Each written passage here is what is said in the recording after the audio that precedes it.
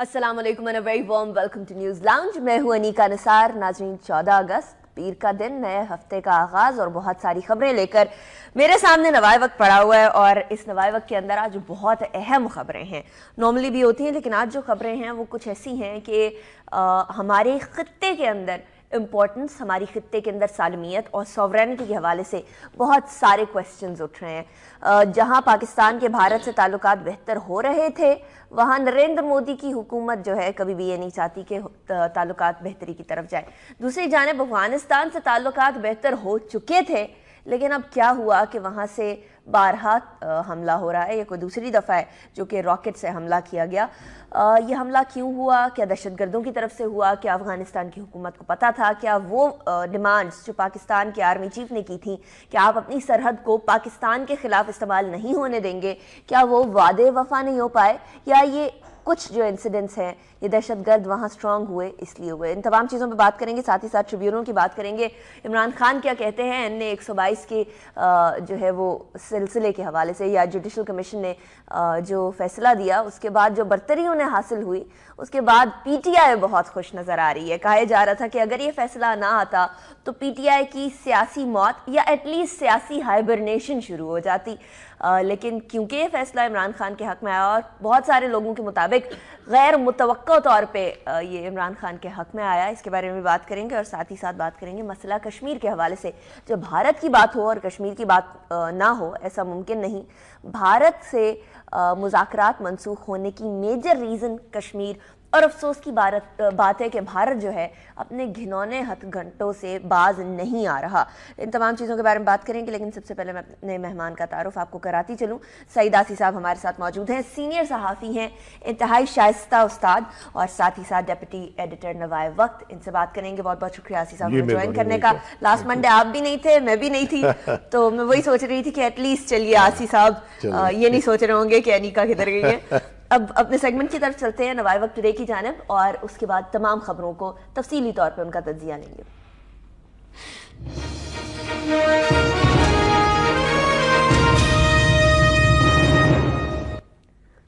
पहली खबर ऐड करते हैं खैबर एजेंसी के हवाले से और अफगानिस्तान के हवाले से। खैबर एजेंसी, अफगानिस्तान से रॉकेट हमला, 4 फौजी शहीद, 4 जख्मी। अफगान सफीर की दफ्तर खारजा तलबी, शदीद एहतजाज।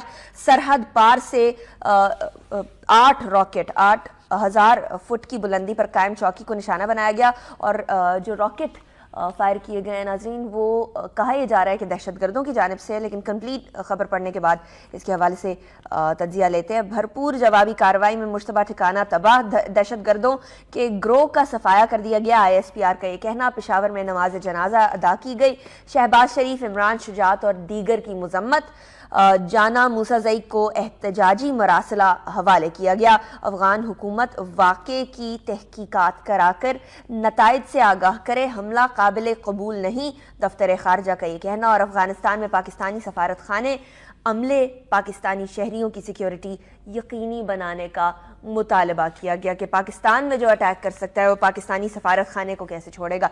आसी साहब, ये पहली दफ़ा नहीं हुआ, ये पास्ट में तो बहुत दफ़ा होता रहा, लेकिन नियर पास्ट में ये पहले भी एक दफ़ा हो चुका है। पहले भी सफ़ीर की तलबी हुई दफ्तर खारजा में, पहले भी एहतजाज किया गया, लेकिन एक बार फिर क्या वजह है कि ये अटैक्स हम दोबारा देख रहे हैं? बड़े अरसे से नहीं हो रहे थे जो। देखिए, बिस्मिल्लाहिर्रहमानिर्रहीम। पहले तो सच्ची बात है कि ये सुनकर हमारे कान पक गए हैं। हमारी इनकी सालमियत को ख़तरा है। सालमियत पे बाकायदा अटैक हो रहे हैं। बिल्कुल। और इधर सिवाय रस्मी एहतजाज के और कुछ होता दिखाई नहीं देता। सही। बस ये करते हैं, सफ़ीर को तलब कर लिया।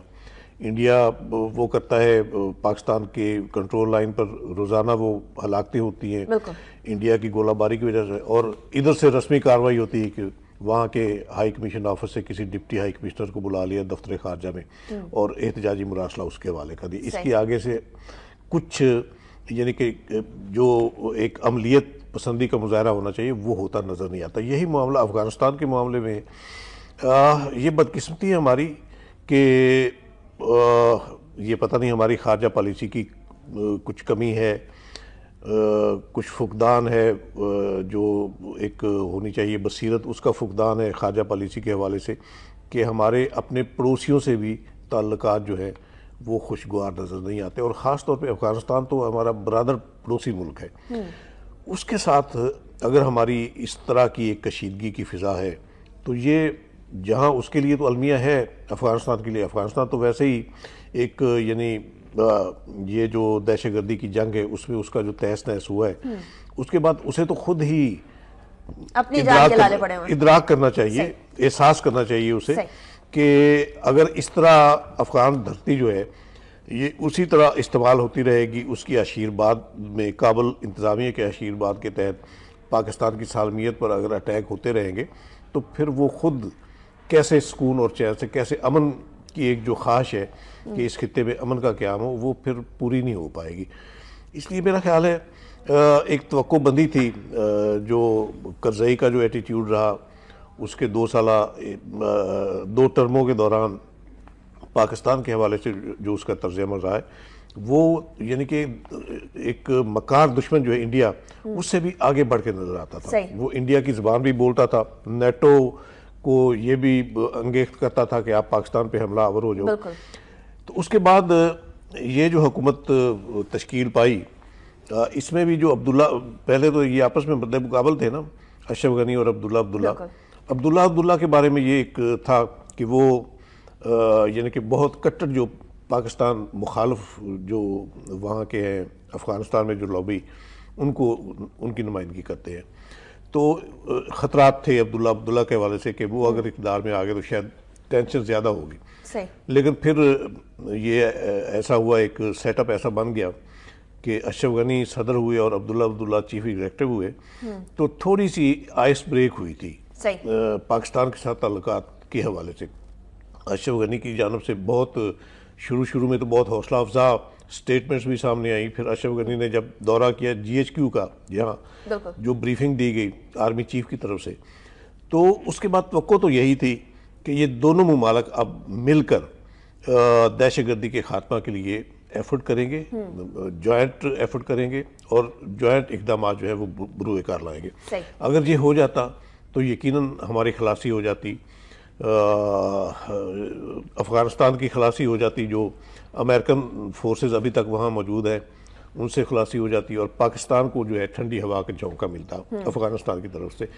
और ख़ास तौर पे अफ़गानिस्तान में जो क़याम अमन है वो हमें इसलिए सूट करता है कि इंडिया जो है वो हमारी सालमियत के खिलाफ जो साजिशें करता है वो भी अफगान धरती को इस्तेमाल करके करता है। अच्छा आसिफ साहब, यहाँ सवाल ये होता है कि आपने फरमाया था थोड़ी देर पहले कि अफसोस की बात यह है कि फॉरेन पॉलिसी हमारी कुछ नाकिस है या कोई और वजूहात है कि हमारी खित्ते के अंदर पड़ोसियों से बन नहीं पा रही। अफगानिस्तान से अच्छी खासी बनती और पाकिस्तान की तरफ से हमेशा पॉजिटिव एटीट्यूड दिखाया गया, रेफ्यूजीज लिए गए, कितने अरसे से रेफ्यूजीज इधर हैं, आज तक रेफ्यूजीज को वापस नहीं भेजा गया, 12 कोशिशें की गई उसकी बावजूद भी। अफगानिस्तान के साथ पाकिस्तान का एटीट्यूड तो बेहतर रहा, अफगानिस्तान का एटीट्यूड क्यों बेहतरी की तरफ? इसमें देखिए अनिका, ये सारा इसके पीछे आप थोड़ा सा एनालिसिस करें ना आप, तो इंडिया का हाथ ही आपको नजर आएगा। अब ये ग्वादर पोर्ट का जो इशू है, इस पे जिस तरह इंडिया ने तूफान बदतमीजी उठाया, ये मोदी साहब गए चाइना, जब चाइना के दौरे पर गए वहाँ बाकायदा इन्होंने एहतजाज किया, फिर इन्होंने गुमराह करने की कोशिश की ईरान और अफगानिस्तान दोनों को ग्वादर पोर्ट के हवाले से। ईरान में एक चाबहार पोर्ट इंडिया के तावन से बन रही है, तो अफगानिस्तान को उन्होंने फिर ये एक यानी कि चकमा दिया कि वो पोर्ट आपके लिए ज़्यादा सूटेबल होगी बजाय इसके कि आप ग्वादर पोर्ट पाकिस्तान के साथ आप मुरासब रखें। तो मेरा ख्याल है शायद इस चकमे में तो यही बात है, अगर वो इस चकमे में भी आए हैं अशरफ गनी साहब इंडिया के, तो ये हमारी खारजा पॉलिसी की नाकामी है कि हम उन्हें टैकल नहीं कर सके फिर सही मानों में। तो यही मैं इसीलिए कह रहा हूँ कि अगर इस खित्ते में भी हमें थ्रेट्स मौजूद हैं हमारी सरजमीन को, जो जाहिर है इंडिया की तरफ से तो हमें कोई तवक्को है ही नहीं, उसके मुकाबल अगर हम ईरान और अफगानिस्तान के साथ अपने ताल्लुकात बेहतर बनाएं तो मेरा ख्याल है उसकी इंडिया की साजिशों का भी हम तोड़ कर सकते हैं। लेकिन बदकिस्मती है कि ईरान की तरफ से भी आप देखिए कभी कभी खींचातानी हो जाती है, सर्द मेरी हो जाती है, वहाँ से भी वो पासदारान जो है ईरान के अटैक करते हैं आके यहाँ, तो जाहिर है ये कोई फुकदान है कॉन्फिडेंस का। बिल्ड नहीं हो पा रहा। सही। क्यों नहीं हो पा रहा, ये सोचने की बात है हमारे। अच्छा आसिफ साहब, अभी फिल वक्त आप ईरान के साथ पाकिस्तान के ताल्लुकात को कैसा देखते हैं? जिस तरह आपने फरमाया कि कुछ पिछले दिनों के अंदर कुछ कशीदगी थी, उनका ये कहना था दहशतगर्द वहां आकर दहशतगर्दी करते हैं और अटैक्स करते हैं, इसकी वजह से हमें मारना पड़ता है। अभी आप ईरान पाकिस्तान के ताल्लुकात को कैसा देखते हैं? अभी तो नॉर्मलाइज सिचुएशन नजर आती है, इसलिए कि वो खास तौर पे ईरान के वजीर ख़ारजा साहब तशरीफ लाए थे, तो उन्होंने बड़ा यानी कि जो हमारा एक गैस पाइपलाइन का ईरान के साथ चल रहा है मामला, वो भी हमारी तरफ से कोताही हुई ना। हमने यानी कि जब ईरान पे पाबंदियां लगी हुई थी अमेरिकन, तो अमेरिका की तरफ से हमें थ्रेट दिया गया कि आप इस माहदे में शामिल ना हो, सही, वरना आप पर भी पाबंदियां लग जाएगी, क्योंकि ईरान पे पाबंदी। तो हमने उसको जो है उसकी तामील की, अमेरिकन आर्डर की, और ईरान के साथ खिंचाव पैदा हो गया। जाहिर फिर खिंचाव तो होना ही था ना। तो उसके बाद अब इसके बावजूद यानी गैस पाइपलाइन की जो एक मुकर्रर मियाद थी, उसमें ईरान ने तो अपने हिस्से की पाइपलाइन बिछा ली, मुकम्मल कर ली, लेकिन पाकिस्तान ने एक धेले का भी अभी तक काम शुरू नहीं है उस हालांकि वो हमारे फायदे में है, ठीक है ना। तो उसमें जाहिर है एक शकूक शुबहात पैदा होते हैं ऐसे। अच्छा, अब मैं वही यानी कि अब ये सिचुएशन है कि ईरानी वजीर ख़ारजा ने यहाँ आके यकीन दिलाया है कि हम आपके लिए मुखलिस हैं, सही, आप गैस पाइपलाइन पाया तकमील को पहुंचाएं, हम आपको देने को तैयार हैं, ठीक है ना। तो मेरा ख्याल है इतनी ऑफर्स के बाद भी अगर हमारी तरफ से कोई कमी कोताही नजर आती है तो कसूर तो हमारा ही होगा ना फिर। राइट। अच्छा आसिफ साहब, यहाँ ये सवाल भी पैदा होता है कि ईरान पाकिस्तान गैस पाइपलाइन के अंदर एक फरीक इंडिया भी था, इंडिया की तक भी गैस पाइपलाइन जानी थी, और इंडिया ने ये इशू क्रिएट कर दिया कि हम लोग सिर्फ पाकिस्तान से इंडिया तक की गैस पाइपलाइन की पेमेंट करेंगे, हम उस गैस पाइपलाइन की नहीं करेंगे जो ईरान से पाकिस्तान तक की है। हालांकि वो भी इंडिया के इस्तेमाल में होगी, जाहिर है तब जाके पाकिस्तान से इंडिया गैस पाइपलाइन पहुंचेगी। तो आप समझते हैं कि इस मंसूबे को भी सबोताज करने के लिए इंडिया ने अपनी जो भी हरबा इस्तेमाल कर सकते थे वो शुरू में तो ऐसा ही हुआ ना, ये तो बहुत पुराना मंसूबा है ना, ये मुशर्रफ दौर से चल रहा था। बिल्कुल। तो उस वक्त इंडिया भी इसमें, ये तीन कंट्रीज के दरमियान था ना, पाकिस्तान, ईरान और इंडिया। बिल्कुल।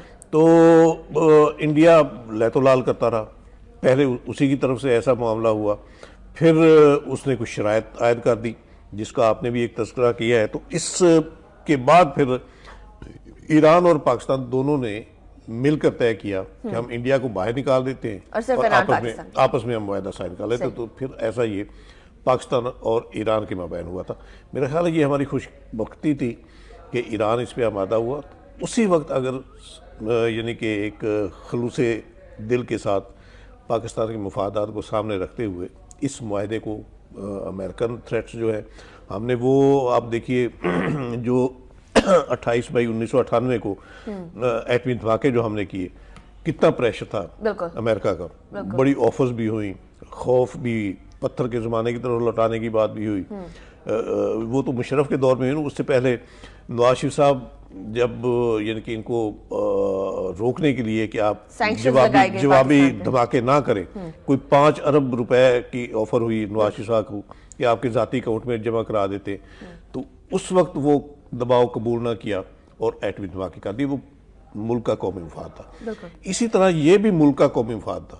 गैस पाइपलाइन जो मंसूबा है, इस पर भी आप कोई दबाव कबूल ना करते, ठीक है। पाबंदियां तो हमने पहले फेस की हुई थी ना, लगी थी ना पाबंदियां, तो इसी तरह अमेरिका ने फेस की। अब अमेरिका की देखिए, यानी वही ईरान, वही ईरान, अब देखिए अमेरिका जो है उसके लिए ईरान अब एक आंखों का तारा बनता है। हाँ, ऐसा ही है ना। अब तो बेहतर हो रहा है। ये पॉलिसी की बात, जो मैं खारजा पॉलिसी के हवाले से बात कर रहा हूँ ना, अब ईरान का मामला देखिए कि कहाँ वो तन्हाइयों में धकेला गया, कहाँ अब सब ममालिक के साथ उसके अच्छे ताल्लुकात है। अच्छा आसिफ साहब, अब ताल्लुकात बेहतर हो रहे हैं ईरान और अमेरिका के माबैन। अब तो पाकिस्तान इस मौके का फायदा उठा सकता है और इस पाइपलाइन को आगे लेकर चल सकता है। अब क्या रुकावट है? यही बात है ना, मैं जिस तरह शुरू में मैंने कहा कि कुछ खामियां हैं हमारी खारजा पॉलिसी में, कुछ मामलात ऐसे हैं कि हम वो यानी कि कौमी मुफादात के जो तकाजे हैं जी, उनको बरूए कार नहीं ला पाते। सही। ये जायज़ा लेने की ज़रूरत है। सर यानी कि बैठकर सर जोड़कर बैठे और जायज़ा लें कि कहाँ कोताहियाँ हैं, कहाँ कमियाँ हैं, जो हम दूर करके अपने आप को सुरखरू कर सकते हैं, अक़वाम आलम में आबरूमंदी के साथ खड़ा कर सकते हैं। तो जाहिर है इसी तरह गलतियों का अगर हम अजाला नहीं करेंगे तो गलतियों पर गलतियां होती चली जाएंगी। अच्छा, अफगानिस्तान से ताल्लुकात कैसे बेहतर करने हैं इसके ऊपर भी बात करते हैं, लेकिन एक कॉलर ले लेते हैं। अली नवाज है मुल्तान से। वालेकुम अस्सलाम। जी जी मेरा सवाल ये है कि पहले तो राना सनाउल्लाह परवेज रशीद ही बातें करते हैं, चौधरी निसार ने बातें करना वही शुरू कर दी। बड़े शर्मनाक की बात है, अफसोस की बात है। इमरान खान ने कोई नई बात नहीं की। जुडिशल कमीशन ने निशानदेही की ये इलेक्शन कमीशन में जो करप्ट अफसर हम सही हमला था उनको सजाएं होनी चाहिए। इस मुल्क का अमजद यही तो सबसे बड़ा वो है कि यहाँ मुजरिमों को सजाएं नहीं मिलती, उसको पनाह देने वाले ज्यादा हो जाते हैं। आप तो नून लीग की है ना, जिन लोगों ने इलेक्शन कमीशन में धांधली कराने में जिम्मेदार थे या जिन्होंने कुताही बरती, जिन्होंने बैलेट पेपर में मोहरे नहीं लगाए या जिन्होंने दो वोट डाले, उन इंसानों को भी वोट शहरियों को भी सजा होनी चाहिए। प्रोविन ने वादे कर दिया 255 लोगों ने डबल वोट डाले, उनको सजा होनी चाहिए। मुल्तान से कॉल कर रहे थे, बहुत बहुत शुक्रिया बड़े जज्बाती अंदाज में। लेकिन इस खबर की तरफ अभी हम आएंगे, अभी हम इमरान खान साहब की खबर की तरफ आए नहीं है, अभी हम जरा अफगानिस्तान अपने बॉर्डर से पार की तरफ है। अफगानिस्तान से ताल्लुकात की बेहतरी बड़ी कोशिशें की, आर्मी चीफ गए, आर्मी चीफ ने जाके बड़े यकीन दहानी कराई, फिर उसके बाद रॉ के इन्वॉल्वमेंट का एक सबूत भी जाकर दिया और ये भी बताया कि रॉ इन्वॉल्व है, हम लोग यहाँ दहशतगर्दी आपके मुल्क के अंदर तो बिल्कुल भी नहीं करना चाहते क्योंकि आप तो हमारे बरादर मुल्क हैं। लेकिन वो बातें कुछ जो है समर नहीं ला पाई। जब अशरफ गनी साहब गए इंडिया तो उनके तेवर कुछ और थे, जब वो अफगानिस्तान में थे तो कुछ और थे। कैसे बेहतर किया जाए जब पता ही नहीं चलता कि क्या है? यही बात है ना। मेरा ख्याल है अशरफ गनी से बेहतर किसी को नहीं पता इस वक्त जो बॉर्डर की सिचुएशन है। सही। जो दहशतगर्द जिन्होंने महफूज ठिकाने अब ऑपरेशन ज़रबे अज़म के दौरान मोस्टली जो यहाँ से भाग कर गए वो अफगानिस्तान में गए हैं दहशतगर्द, वहाँ उन्होंने ठिकाने बनाए और उन ठिकानों के बारे में ये जो ब्रीफिंग हुई थी GHQ में, अशरफ गनी साहब जब तशरीफ लाए थे तो पूरी सारी तफसीलात उनको फराहम की गई थी कि कौन से दहशतगर्द ग्रुप जो है अफगानिस्तान के कौन सी जगह पर मौजूद है इस वक्त। तो उस वक्त यही तकाजा किया गया था कि आप इनका सफाया करें या हमारे हवाले करें। सही। ये दो बातें थी। तो उन्होंने यकीन भी दिलाया था और बड़ी एक अच्छी खुशगवार फिजा उस वक्त नज़र आ रही थी कि यकीनी बात है अफगानिस्तान भी अगर चाहता है क़याम अमन इस खित्ते में तो वो भी सीरियसली दहशतगर्दों के सफाए में जो मालूमात उनके पास हैं उनकी रोशनी में वो अटैक करेगा उनके ठिकानों पर। शुरू में एक दो उन्होंने किए भी, एक्शन लिया भी, जिससे तवक्को बंदी थी कि शायद मामला सुलझ जाएगा। लेकिन बाद में अचानक फिर जो पलटा खाया, वो जो मैंने जिस तरह अर्ज किया है, वो जो ग्वादर पोर्ट के हवाले से इंडिया ने जो चकमा दिया चाबार पोर्ट को यूज़ करने का, तो उस चकमे में आकर, चकमे तो और भी जाहिर कई दिए होंगे इंडिया ने, इंडिया तो जाहिर चाहता है कि पाकिस्तान की जो सलामती है उसको मुश्किल तौर पर थ्रेट्स में रखा जाए। तो यही बात है कि हम नहीं टैकल कर पाए, इंडिया ने जो है वो दाना फेंका और वो उसके के लिए कारआमद साबित हो गया। अब हमें यही चाहिए, ठीक है, ये इसको लाइटली नहीं लेना चाहिए। ये जो रॉकेट का फायर हुआ है बेशक दहशतगर्दों की तरफ से हुआ होगा, लेकिन पूरी आशीर्वाद के तहत काबुल इंतजामिया जो है उसके तहफ़्फ़ुज़ के तहत, उसकी आशीर्वाद के साथ, उसकी सरपरस्ती में ये सारा मामला हुआ है। तो इस पर सिर्फ हम रस्मी एहतजाज की बात करते हैं तो इससे हमारी कमज़ोरी ज़ाहिर होती है। इसके लिए मुअस्सर एहतजाज, मैं ये नहीं कहता कि आप चढ़ दौड़े एकदम चढ़ाई कर दें, हमारी सरहदें पहले ही बहुत थ्रेट्स में हैं, तो इससे भी अगर हम इस महाज पर भी इस तरह हो जाएंगे तो फिर इंडिया को और मौका मिलेगा। मुअस्सर एहतजाज जो है आप अक़वाम मुत्तहिदा में जाएं, ठीक है ना, बजाय इसके कि आप वहाँ के यानी अफगान सफ़ीर को बुला लेते हैं तो क्या मर्द नादा पर कलाम नरमो नाजक बेअसर वाली बात है। तो आप आलमी फोरमों को झंझोड़े।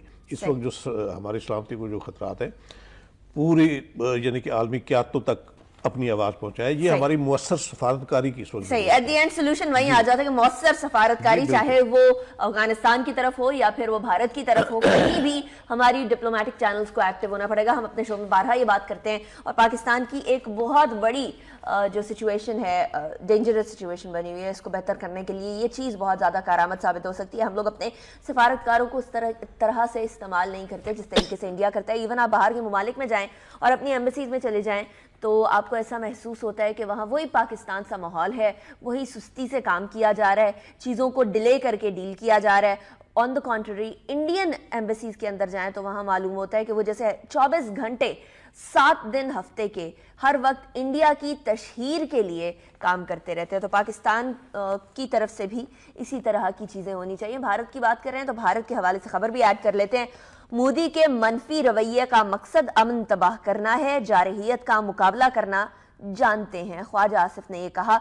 आप इसे वार्निंग कह लें, थ्रेट कह लें, जो मर्जी कह लें, लेकिन पाकिस्तान जहां ये कहता है कि पाकिस्तान की सरहदी जो इलाके हैं वो बहुत ज़्यादा बिजी हैं, इसका ये मतलब हरगिज़ नहीं कि पाकिस्तान अपनी सरहदों की हिफाजत करना जानता नहीं है। खबर को आगे बढ़ाते हैं। भारत कहता है मसला कश्मीर भूल जाएं, आलमी बरादरी मुज़ाकरात की मनसूखी का नोटिस ले। सरताज अजीज का ये कहना, भारत दहशतगर्दी पर बात कर सकता है तो दूसरे इशूज़ पर क्यों नहीं। उफा मुआहिदे में लिखा है दोनों ममालिक मसला कश्मीर का हल निकालेंगे। मुआहिदे पर अमल दरामद ना होने से मुज़ाकरात में मानी हो गए। मशीर खारजा का यह कहना, ये दुरुस्त नहीं, दहशतगर्दी से मुतालिक बातचीत पर इत्तफाक हुआ था। कश्मीर मसला तो नहीं तो 7 लाख फौज क्या कर रही है। इंटरव्यू में ये कहा, भारत ने इंतहा पसंदी की सोच के बायस मुलाकात सबोताज की। ख्वाजा आसिफ का ये कहना और दुनिया भारत की मजम्मत करे, फजल रहमान का ये कहना। फिर बीबीसी का क्या कहना है इस हवाले से, कहते हैं कि कश्मीरी असल फरीक हैं, पाकिस्तान भारत अकेले मसले का हल निकालेंगे। बीबीसी ने यह कहा, भारतीय मौक़िफ़ मुबहिम है, दोनों ममालिक शिमला और उफा मुआहिदों के तहत ही बात कर सकते हैं। अब भी मुज़ाकरात की नाकामी की वजह सुषमा स्वराज हैं, मजीद राबतों का इम्कान करीबन ख़त्म है। और आने वाले वक्तों में 6 सितंबर को बीएसएफ और रेंजर्स की भी मीटिंग होनी थी, जो कि होती रहती है अक्सर औकात, वो भी ऐसा लगता है कि खतरे में पड़ गई है आफ्टर व्हाट हैज हैपेंड। देखिए अनिका, इसमें भी हम जो खारजा पॉलिसी के हवाले से बात कर रहे हैं ना जी, ये इंडिया को जो एक ये मौका मिला, जो उफा मुश्तरका एलामिया था ये प्राइम मिनिस्टर्स की मुलाकात का, सही, उसको बेस बना के इस तरह ये इन्होंने जो चढ़ाई की, तो ये भी हमारी यकीनी बात है खारजा पॉलिसी की कमज़ोरियाँ, नाकामियाँ जिसका हम जिक्र कर रहे हैं। हमें उस वक्त ही एक फियर था जब मुश्तरका एलामिया जारी हुआ और उसमें कश्मीर का जिक्र नहीं था। सही, ठीक है ना, उस वक्त ही हमने तो हमारे फोरम पर तो उस वक्त से एहतजाज शुरू हो गया था। सही, लेकिन वो सरताज अजीज कहते हैं तीसरा पॉइंट था कि तमाम चीज़ों के ऊपर बात होगी। वो तमाम चीज़ों, ये तो एक रस्मी बात होती है ना, कैटेगरिकली आप अगर नहीं मनवा पाते, अगर यानी कि इंडिया मुज़ाकरात के दौरान आप देखिए ये जो इनके डायलॉग हुए थे वहाँ श्रीलंका में एक रस्मी मुआनका मुसाफिया हुआ मोदी और नवाज शरीफ के दरमियान। इससे पहले जो पिछले हुक्मरान थे पाकिस्तान और इंडिया के, यूसुफ रज़ा गिलानी और मनमोहन, उनकी मुलाकात जब हुई थी गालबन थेम्पू भूटान जो है उसके दारुल हुकूमत में 1-to-1 मुलाकात, उसमें उस मनमोहन ने बाकायदा ये ऐलान किया था कि हम कश्मीर समेत तमाम इश्यूज़ पर पाकिस्तान के साथ मुज़ाकरात के लिए तैयार हैं। उस वक्त वो सारी फॉर्मेलिटीज़ तय भी हुई थी जिस पर बड़ी मुज़ाहमत हुई। फिर इंडिया में जब वो गए मनमोहन तो लोकसभा में चढ़ाई हुई उन पर, तो वो फिर बैकफुट पर आ गए थे। लेकिन उसी पस मंज़र में हम जब ये जो उफा में जो हुई इनकी मुलाकात, तो उसमें हम बावर करा सकते थे, प्रेशराइज कर सकते थे, जोर डाल सकते थे कि कोर इशू जो है वो तो कश्मीर ही है, उसके बगैर तो डायलॉग की हैसियत कोई नहीं है ना। तो उस मुश्तरका एलामिया में ये लफ्ज़ शामिल कर दें कि कश्मीर समेत तमाम इशूज़ पर मुज़ाकरात होंगे जिस भी सतह पर होते हैं, तो ये मामला यहाँ तक नौबत ही ना आती। ठीक है ना, ये मौका हमने खुद फराहम किया। बाद में वजाहतें जितनी मर्जी आप कर लें कि वो ये बात शामिल थी उसमें कि तमाम इशूज़, मुतनाज़ इशू, तमाम इशूज़, ज़ाहिर है इंडिया को तो फिर मौका मिला ना, उसने जो अब चढ़ाई की है दहशतगर्दी के हवाले से, मुश्तरका एलामिया में भी दहशतगर्दी को उन्होंने फोकस करवाया था। ये उनकी सफारतकारी की कामयाबी थी इंडिया की, और हमारी नाकामी थी कि हम कश्मीर शामिल नहीं करवा सके। तो हमें जायजा लेना चाहिए। पर at the same time Asif साहब, क्या ये बहाना बन सकता है बहाना नहीं बनना चाहिए गिरफ्तार करने? अगर हम फर्म स्टैंड लेते हैं, जिससे अब स्टैंड लिया हुआ इन्होंने, यही शुरू दिन से, अब मेरा ख्याल है ये जो अमन की बात है ना, ये तो आप भूल जाए, ये तो लफ्ज ही आप इस्तेमाल ना करें इंडिया के लिए, किसी ख्वाहिश का ही इजहार ना करें, क्योंकि वो इंडिया इस काबिल है नहीं, वो अमन चाहता नहीं है। वो तो जाहिर सीधा सीधा ये इनकी जो बीजेपी की जो हुकूमत है उसका तो एजेंडा ही पाकिस्तान को ख़त्म करने का है, खुदा न खास्ता। तो इसके सामने अगर हम अमन की ख्वाहिश का इजहार करेंगे तो वो ज़ाहिर एक कमज़ोरी हमारी एक तासर जाएगा।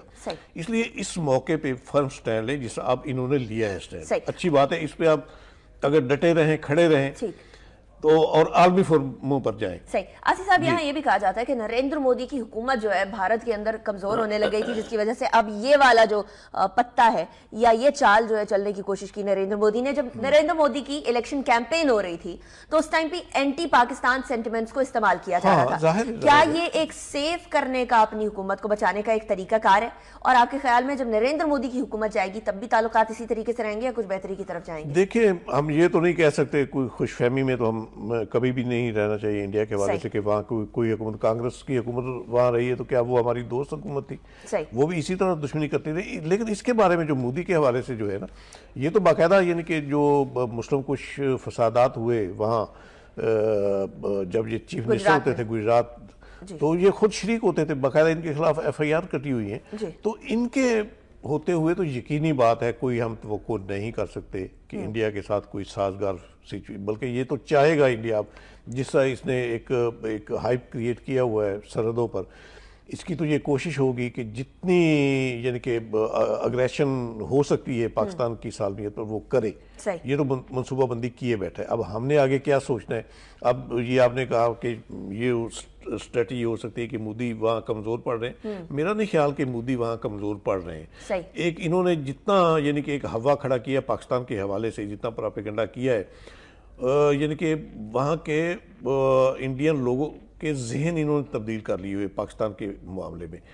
तो अब अभी देखिए ये 6 सितंबर का जो है, अब ये मेरा ख्याल है ये 50वीं होगी। 6 सितंबर जो है 50 साल पूरे हो जाएंगे। तो इसमें भी एक कुछ मामला चल रहा है।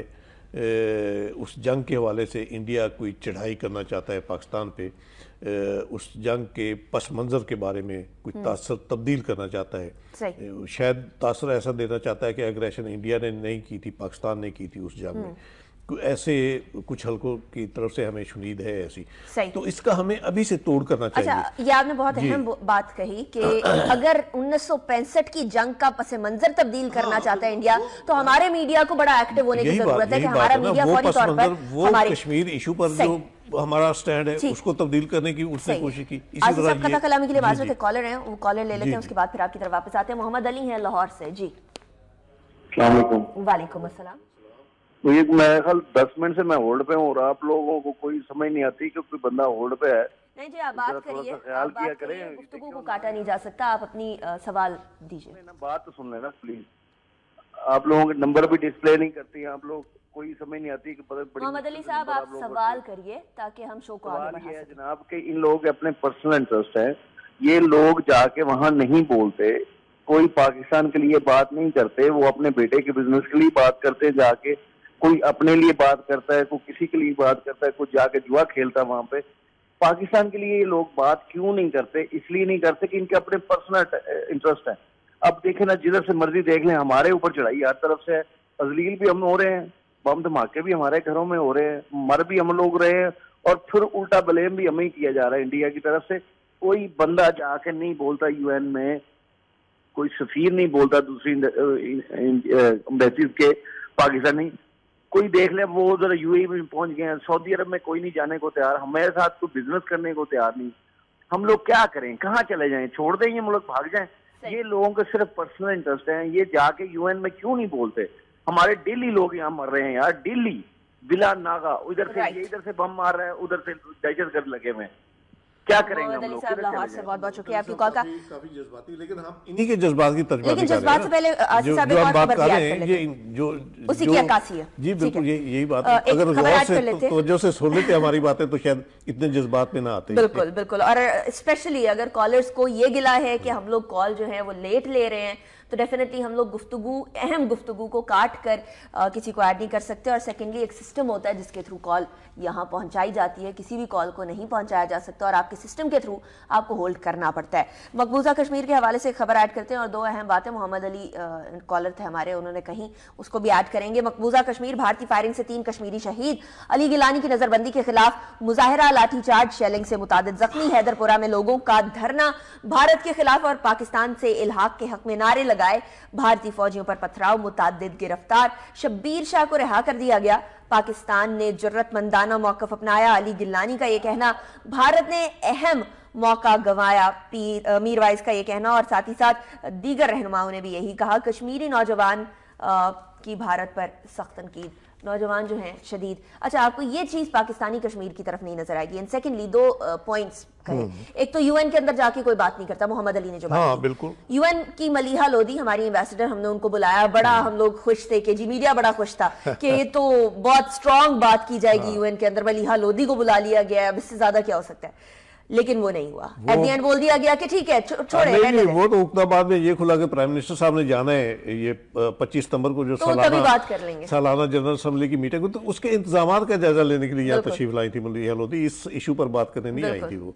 तो यही बात है ना, यही हमारी जो शुरू से मैं अर्ज कर रहा हूँ कि हमारी खारजा पॉलिसी की जो नाकामियां हैं, हमारी सफारती जो महाज है उस पर हमें यानी कि अपनी नाअहलियों की वजह से नाकामी का सामना करना पड़ता है। तो ये सारे मामला जो है ये एनालाइज करने की जरूरत है, संजीदगी से बैठे।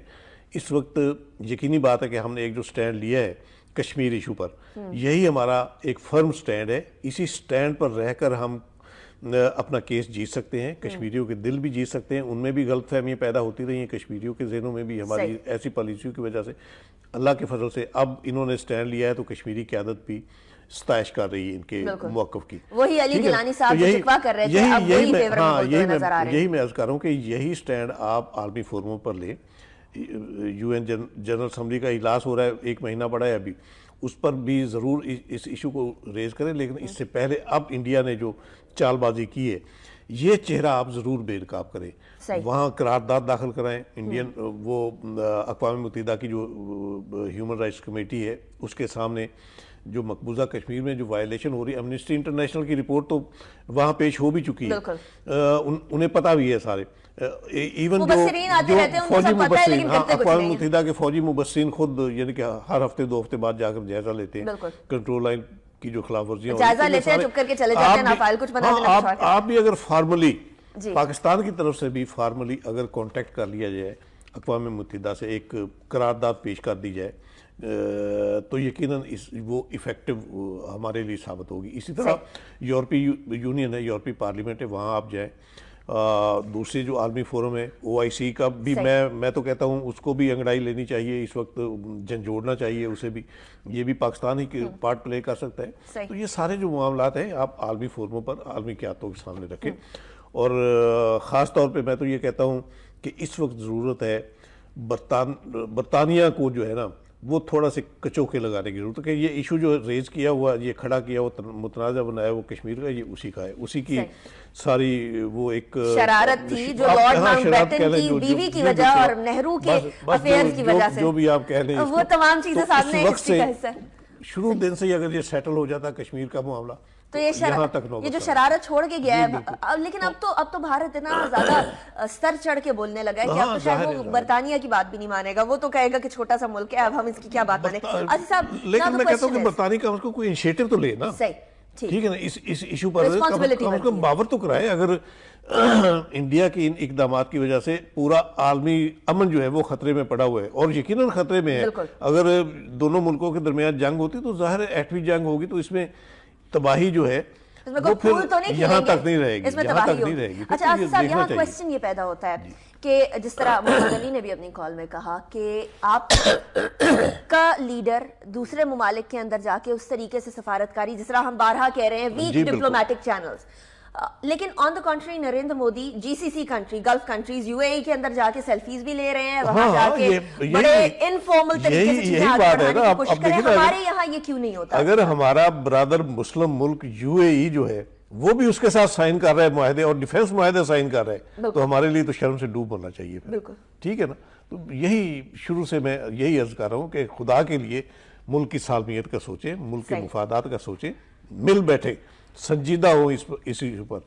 जिस तरह थ्रेट्स इस वक्त हैं मुल्क की चारों जानब से, मुल्क की सरहदों को जो थ्रेट्स हैं, आप इनमें आप लाताल्लुक होकर ना बैठे आप, ठीक है ना। आसिफ साहब सिर्फ सियासी क़यादतों को भी एतमाद मिले। 2 मिनट रह गए, आखिरी खबर ऐड करनी है, बड़ी इंपॉर्टेंट है। ट्रिब्यूनल ने हमारे मौक़िफ़ की तायद कर दी। धांधली के मुर्तकिब इलेक्शन कमीशन के अरकान चेयरमैन नादरा फौरी इस्तीफा दे, इमरान खान का ये कहना। फैसले में लिखाना जो है वो रिपोर्ट लाया और साथ ही साथ मुस्लिम लीग नून को बचाने की कोशिश की गई। ये तमाम बातें कर रहे हैं और साथ फौजदारी जुर्म है, इलेक्शन कमीशन अरकान के खिलाफ सुप्रीम कोर्ट जुडिशल काउंसिल जाने पर मुशावरत करें। इसका रद्द-ए-अमल भी आया चौधरी निसार की तरफ से कि चेयरमैन नादरा ने सच बोला, शर्म तहरीक इंसाफ को आनी चाहिए। परवेज रशीद कहते हैं कि ट्रिब्यूनल ने तासुब बरता, इमरान झूठे साबित हो चुके। ये तमाम बयानात सामने आ रहे हैं। इमरान खान का ये डिमांड चौधरी निसार साहब के बारे में वो कहा करते थे सबसे ज्यादा अक्लमंद मिनिस्टर ये हैं, उनका आगे रद्द अमल, परवेज रशीद का नॉर्मल रद्द अमल इसी तरह का आता है। देखिए अनिका, इसमें मैं जब साद रफीक साहब का जब आया था ना ट्रिब्यूनल का फैसला, तो उस वक्त भी मैंने यही अर्ज की थी कि अगर आपने विंडिकेशन करवानी है अपनी आवाम से जी, तो फिर आप बजाय इसके कि आप ये हेर फेर करके फिर आप कोई स्टे वाली बात करें, अदालतों में चले जाएं, स्टे लेकर बैठ जाएं, इसकी बजाय आप आवाम के पास जाएं, आवाम से वोट लें। री इलेक्शन का आर्डर उसमें भी हुआ था, इसमें भी हुआ। आप दोबारा इलेक्शन में जाएं, इतना कॉन्फिडेंस है आप में ना। आप कहते हैं कि पैर दर पैर शिकस्तें हुई इमरान को, इवन हज़ारा के बाई इलेक्शन में वो हार गए हैं पीटीआई, तो ठीक है, आपके पास एक अपर हैंड है ना, आप इंतखाबात में चले जाए और सुरखरू हो जाए, ये सारे मामलात आपके जो है सेटल हो जाएंगे। लेकिन अगर आप स्टे पर बैठे रहेंगे तो फिर शकूक शुबात बढ़ते रहेंगे, फिर जो इल्ज़ामात हैं तहरीक इंसाफ के उनको मौका मिलता रहेगा, फिर अवाम के जहनों में भी ये बात पड़ती रहेगी कि मे भी इमरान खान जो कह रहा है वो सही है। इसलिए बेहतर यही है कि आप इंतखाबात का रास्ता अपनाएं, जो कि एक जमहूरी रास्ता, और जमहूरियत के हवाले से तो इस असेंबली के अंदर काफी बातें की जाती हैं कि जमहूरियत को नहीं डैमेज करना। सईद आसिफ साहब बहुत बहुत शुक्रिया हमें ज्वाइन करने का हमारे आज के शो में, और अपना तज्जिए से हमें मुस्तफीद करने का भी बहुत बहुत शुक्रिया। एक बात जो हम शो के शुरू से कह रहे हैं, स्पेशली आसिफ साहब ने उसके ऊपर काफी ज्यादा एम्फेसिस भी दिया, वो ये था कि हमारे डिप्लोमेटिक चैनल्स इतने वीक क्यों हैं। हम लोगों के यहाँ वो चीज़ें जो होनी चाहिए उनके ऊपर ध्यान नहीं दिया जाता, और वो चीज़ें जो सेकेंडरी हैं, प्रायोरिटी नहीं है, उसकी तरफ बहुत ध्यान दिया जाता है। अखबार में जितनी भी आज खबरें थी वो इसी तरफ इशारा कर रही थी कि हमारी सिफारतकारी में कोई लैप्स है, कोई ऐसी चीज़ है जिसकी कमी है जो हम पुर नहीं कर पा रहे। हमारी फॉरेन पॉलिसी के अंदर कोई ऐसी कमी है। हमारे यहाँ एक हुकूमत आती है और जाती है तो उसके बाद दूसरी आती है, वो फॉरेन पॉलिसी को तब्दील करके रख देती है। बड़े ममालिक में, अच्छे ममालिक में, स्ट्रॉन्ग ममालिक में ऐसा नहीं हुआ करता। फॉरेन पॉलिसी एक रहती है, शक्लें तब्दील हो जाएं, मुल्क की फॉरेन पॉलिसी तब्दील नहीं होती। बेहतरी की तरफ जा सकती है, पसमानदगी की तरफ नहीं जा सकती। हम लोग अपने मौक़िफ़ को जिस तरीके से कश्मीर के आज जिसकी तशहीर कर रहे हैं, हम लोग अगर उफ़ा में भी इसी तरीके से करते तो आज हम लोगों को ये मौका ही ना मिलता। लेकिन ये कोई बहाना नहीं भारत के लिए कि वो कश्मीरी रहनुमाओं को हमारे रहनुमाओं से मिलने से रोकने की कोशिश करे। हमारे आज के शो से इतना ही। कश्मीर के लिए दुआ गो है, कश्मीर के लिए पूरा पाकिस्तान हाजिर है, इसी दुआ के साथ कि कश्मीरियों को उनकी जो है वो डिमांड के अकॉर्डिंगली रिजल्ट मिलेगा at the end of the day. हम इसी दुआ के साथ अपने शो को इख्तिताम पजीर करते हैं। हमारे आज के शो से इतना ही। मुझे फीडबैक दीजिएगा मेरे फेसबुक पेज पर, अनीका निसार ऑफिशियल के नाम से मेरा फेसबुक पेज है। ट्विटर पर आप मुझे फॉलो कर सकते हैं @अनीका निसार के नाम से। अगले शो तक के लिए इजाज़त दीजिएगा, अपना बहुत ख्याल रखिएगा। अल्लाह हाफिज़।